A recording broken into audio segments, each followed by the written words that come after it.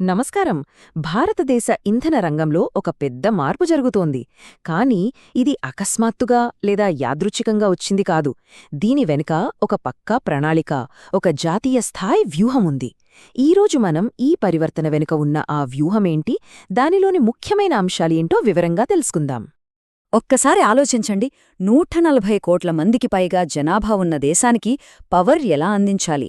అది 3 షరతులతో. నమ్మకంగా అంటే 24 గంటలు కరెంటుండాలి, అందుబాటు ధరలో అంటే చౌకగా ఉండాలి, ఇంకా స్వచ్ఛంగా అంటే పర్యావరణానికి హాని చేయని క్లీన్ ఎనర్జీ అయ్యుండాలి. ఇది మామూలు సవాలు కాదు, చాలా పెద్దది, చాలా సంక్లిష్టమైనది. ఈ సవాలు ఎంత పెద్దదో అర్థం చేసుకోవడానికి ఈ ఒక్క నంబర్ చాలు. నంబర్ 3. అవును, ప్రపంచంలోనే 3వ అతిపెద్ద ఎనర్జీ కన్జ్యూమర్ మన దేశం. అంటే మనం ఏం చేసినా, ఏ నిర్ణయం తీసుకున్నా దాని ప్రభావం గ్లోబల్ ఎనర్జీ మార్కెట్ మీద ఖచ్చితంగా పడుతుంది. ఈ భారీ డిమాండే మన ఎనర్జీ స్ట్రాటజీకి మూలం. సరే, ఇంత పెద్ద స్ట్రాటజీని అర్థం చేసుకోవడానికి దాన్ని 6 కీలక భాగాలుగా చూద్దాం. ముందుగా అసలు దేశానికి పవర్ ఎలా అందుతోంది, తర్వాత ఈ సోలార్ విండ్ ఎనర్జీ విప్లవం గురించి, ఆ తర్వాత ఫ్యూచర్ ఫ్యూయల్ అయిన గ్రీన్ హైడ్రోజన్, అలాగే న్యూక్లియర్ పవర్ కొత్త రోలేంటి, ఇక ఉత్పత్తి దాటి స్మార్ట్ గ్రిడ్ల గురించి, చివరిగా గ్లోబల్ స్టేజ్పై ఇండియా వాయిస్ ఎలా వినిపిస్తోంది, వీటన్నింటినీ వివరంగా చూద్దాం. సరే, ముందుగా మొదటి పాయింట్ చూద్దాం. పవర్. దేశ ప్రగతికి ఇదే కదా పునాది. ఈ రంగంలో వచ్చిన అద్భుతమైన మార్పులను గమనిద్దాం. ఇప్పుడు ఈ నంబర్స్ చూడండి, అవి చాలా పెద్ద కథ చెబుతున్నాయి. ఒకప్పుడు అంటే 2014లో గ్రామాల్లో రోజుకి సగటున 12:30 గంటలే కరెంటుండేది. కానీ ఇవాళ దాదాపు 23 గంటల వరకు అందుబాటులో ఉంది. అంటే దాదాపు డబుల్ అయింది. ఇది జస్ట్ ఒక స్టాటిస్టిక్ కాదు, లక్షలాది కుటుంబాల జీవితాల్లో వచ్చిన ఒక నిజమైన మార్పు ఇది. కరెంటు ఎక్కువ గంటలివ్వడమే కాదు, ఆ కరెంటు ఎక్కడ్నుంచి వస్తుందనే విషయంలో కూడా ఇండియా పూర్తిగా మారిపోయింది. ఇక్కడే మనం రెన్యూబుల్ ఎనర్జీ రెవల్యూషన్ అంటే పునరుత్పాదక ఇంధన విప్లవం గురించి మాట్లాడాలి. ఈ బార్ చార్ట్ చూడండి, ఇది ఎంత పెద్ద మార్పో స్పష్టంగా చూపిస్తోంది. 10 ఏళ్ల కిందట మన సోలార్ కెపాసిటీ కేవలం 3 గిగావాట్లో. ఊహించండి, జస్ట్ 3. ఇవాళ అది 140 గిగావాట్లకు చేరుకుంది. ఇది గ్రోత్ అనడం కంటే ఒక ఎక్స్ప్లోషన్, ఒక విస్ఫోటనం అనడం కరెక్టేమో. ఈ అద్భుతమైన జంప్ వల్లే ఇవాళ మనం అంటే international renewable energy agency IRENE data ప్రకారం టోటల్ రెన్యూబుల్ ఎనర్జీ కెపాసిటీలో ప్రపంచంలోనే 4వ స్థానంలో ఉన్నాం. ఇది చిన్న విషయం కాదు, మన నిబద్ధతకు దక్కిన గ్లోబల్ రికగ్నిషన్. అయితే ఇంత పెద్ద మార్పు ఎలా సాధ్యమైంది? దాని వెనుక ఒక క్లియర్ స్ట్రాటజీ ఉంది. PM సూర్యఘర్ లాంటి స్కీమ్స్ ద్వారా కోట్ల ఇళ్ల మీద రూఫ్ టాప్ సోలార్ పెట్టడం, PM కుసుమ్ ద్వారా వ్యవసాయానికి సోలార్ పంపులివ్వడం, దేశవ్యాప్తంగా 55 భారీ సోలార్ పార్కులు కట్టడం. అంతేకాదు, మన దేశంలోనే సోలార్ ప్యానెల్స్ తయారీని పెంచడానికి PLI స్కీమ్స్ తీసుకురావడం. ఇలా ఒక పక్కా ప్లాన్తో ముందుకెళ్లారు. ఓకే, సోలార్, విండ్ చాలా బాగున్నాయి. కానీ స్టీల్, సిమెంట్ లాంటి కొన్ని పెద్ద పెద్ద ఇండస్ట్రీసున్నాయి. వాటి నుంచి వచ్చే పొల్యూషన్ని తగ్గించడం చాలా కష్టం. మరి వాటి సంగతేంటి? ఆ ప్రశ్నకు సమాధానమే మన నెక్స్ట్ ఫ్రంటియర్, గ్రీన్ హైడ్రోజన్. అసలు ఏంటి గ్రీన్ హైడ్రోజన్? సింపుల్గా చెప్పాలంటే ఇది క్లీన్ ఎనర్జీతో తయారైన హైడ్రోజన్. సోలార్ లేదా విండ్ పవర్ వాడి నీళ్లను విడగొట్టి దీన్ని తయారుచేస్తారు. దీనివల్ల పొల్యూషన్ దాదాపు జీరో. ప్రాసెస్ కూడా చాలా simple. First step renewable energy అంటే సోలార్ గానీ విండ్ పవర్ గానీ తీసుకోవాలి. సెకండ్ స్టెప్ ఆ పవర్తో ఎలక్ట్రాలిసిస్ అనే ప్రక్రియ ద్వారా నీటిని విడగొట్టాలి.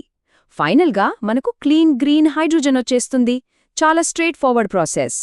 ఈ విషయంలో మన దేశం చాలా పెద్ద లక్ష్యాలనే పెట్టుకుంది. మన నేషనల్ గ్రీన్ హైడ్రోజన్ మిషన్ కింద 2030 కల్లా ఏటా 5 మిలియన్ మెట్రిక్ టన్నుల ప్రొడక్షన్, దాదాపు 8 లక్షల కోట్ల ఇన్వెస్ట్మెంట్, ఇంకా 50 మిలియన్ మెట్రిక్ టన్నుల కార్బన్ ఎమిషన్స్ తగ్గించడం. ఇవి మన టార్గెట్స్. ఫ్యూచర్కి ఇదొక సాలిడ్ ఫౌండేషన్. సరే, సోలారు, విండ్ చాలా గ్రేట్. కానీ వాటికొక ప్రాబ్లం ఉంది. గాలి వీచినప్పుడు, ఎండ ఉన్నప్పుడు మాత్రమే పవర్ వస్తుంది. మరి రాత్రిపూట గాలి లేనప్పుడు గ్రిడ్ సంగతేంటి? దాన్ని స్టేబుల్గా ఎలా ఉంచాలి? ఆ గ్యాప్ని ఫిల్ చేయడానికే న్యూక్లియర్ పవర్ ఇప్పుడు కొత్త రోల్లోకొస్తోంది. రిన్యూవబుల్స్ అనేవి ఇంటర్మిటెంట్ అంటే వస్తూ పోతూ ఉంటాయి. కానీ న్యూక్లియర్ పవర్ అలా కాదు. అది 24/7 నిరంతరాయంగా నమ్మకమైన పవర్నిస్తుంది. దీన్నే బేస్ లోడ్ పవర్ అంటాం. ఇది మన పవర్ గ్రిడ్కి ఒక యాంకర్ లాంటిది, స్థిరంగా ఉంచుతుంది. ఈ విషయంలో ఇండియా ప్లాంట్స్ కూడా చాలా పెద్దవిగా ఉన్నాయి. ప్రస్తుతం మన న్యూక్లియర్ కెపాసిటీ దాదాపు 9 గిగావాట్స్. 2031 కల్లా దాన్ని 22 గిగావాట్లకు, ఇక 2047 నాటికి ఏకంగా 100 గిగావాట్లకు తీసుకెళ్లాలనేది టార్గెట్. ఇది షార్ట్ టర్మ్ ప్లాన్ కాదు, ఒక లాంగ్ టర్మ్ విజన్. అయితే ఇంత పెద్ద ఎక్స్పాన్షన్ చెయ్యాలంటే చట్టపరమైన సపోర్ట్ కావాలి కదా. అందుకే శాంతి యాక్ట్ 2025ను తీసుకొస్తున్నారు. దీనివల్ల మన న్యూక్లియర్ చట్టాలు ఆధునికంగా మారతాయి. ప్రైవేట్ సెక్టర్ కూడా కొంతవరకు పార్టిసిపేట్ చేయొచ్చు. సేఫ్టీ ఇంకా సెక్యూరిటీ స్టాండర్డ్స్ మరింత పెరుగుతాయి. ఇది మన న్యూక్లియర్ సెక్టర్లో ఒక కొత్త అధ్యాయం. సరే, ఇప్పటిదాకా పవర్ జనరేషన్ గురించి చూసాం. కానీ పవర్ తయారు చేయడం ఒక ఎత్తైతే దాన్ని సమర్థవంతంగా మన ఇళ్ల వరకు తీసుకురావడం మరో ఎత్తు. ఇక్కడే స్మార్ట్ గ్రిడ్స్ ఇంకా టెక్నాలజీ గురించి మనం మాట్లాడాలి. ఈ నెంబర్ చూడండి, 5.62 కోట్లు. ఇన్ని స్మార్ట్ ఎలక్ట్రిసిటీ మీటర్లు మన దేశంలో ఇప్పటికే పెట్టారు. దీనివల్ల ఉపయోగమేంటంటే 1. కరెంటు నష్టాలు తగ్గుతాయి. 2. మనకు అంటే కన్జ్యూమర్స్కి మన పవర్ వాడకం మీద ఫుల్ కంట్రోల్ వస్తుంది. ఇక ఇండియా ఎనర్జీ స్టాక్. దీన్ని మన ఎనర్జీ సెక్టర్ కోసం తయారుచేసిన ఒక డిజిటల్ పబ్లిక్ ఇన్ఫ్రాస్ట్రక్చర్ అని చెప్పొచ్చు. సింపుల్గా అర్థం కావాలంటే మనం పేమెంట్స్ కోసం యూపీఐ ఎలా వాడుతున్నామో అలాగే ఎనర్జీ సెక్టర్లో డేటా మార్పిడికి దీన్ని వాడతారు. దీనివల్ల కన్జ్యూమర్స్, పవర్ కంపెనీల మధ్య నమ్మకమైన, సులభమైన కమ్యూనికేషన్ జరుగుతుంది. ఇండియా చేస్తున్న ఈ మార్పులన్నీ కేవలం మన దేశం వరకే పరిమితం కాదు. గ్లోబల్ ఎనర్జీ డిస్కషన్స్లో కూడా ఇండియా ఇప్పుడొక కీలక పాత్ర పోషిస్తోంది. ఉదాహరణకు ఇంటర్నేషనల్ సోలార్ అలయన్స్ ISAని లీడ్ చేస్తోంది మనమే. దీని ద్వారా 125కి పైగా దేశాలకు సోలార్ టెక్నాలజీ, ఫైనాన్స్ అందేలా చూస్తున్నాం. అలాగే global biofuels alliance, GBA, India energy week, IEW లాంటి ప్లాట్ఫామ్స్ ద్వారా ఇండియా గ్లోబల్ ఎనర్జీ డైలాగ్ని షేప్ చేస్తోంది. సో ఫైనల్గా మనం అర్థం చేసుకోవాల్సింది ఏంటంటే, ఇండియాలో జరుగుతున్న ఎనర్జీ ట్రాన్స్ఫర్మేషన్ అనేది అనుకోకుండా జరిగింది కాదు. ఇది చాలా ప్లాన్డ్గా స్టెప్ బై స్టెప్ జరుగుతుంది. దీని వెనుక పక్కా పాలసీలు, పెద్ద ఎత్తున పెట్టుబడులు, కొత్త టెక్నాలజీ, ఇంకా గ్లోబల్ కోఆపరేషన్ ఇవన్నీ ఉన్నాయి. ఇదంతా చూశాక మన ముందు ఒక పెద్ద ప్రశ్న మిగిలి ఉంది. ఇండియా ఇప్పుడు తన ఎనర్జీ సిస్టమ్ని పూర్తిగా రీడిజైన్ చేస్తోంది కదా. ఇలా పక్కా ప్రణాళికతో చేస్తున్న ఈ మార్పు నెట్ జీరో దిశగా వెళుతున్న ప్రపంచానికి ఒక రోల్ మోడల్గా నిలుస్తుందా? దీని ప్రభావం గ్లోబల్ లెవెల్లో ఎలా ఉండబోతోంది? ఇది మనం ఆలోచించాల్సిన విషయం.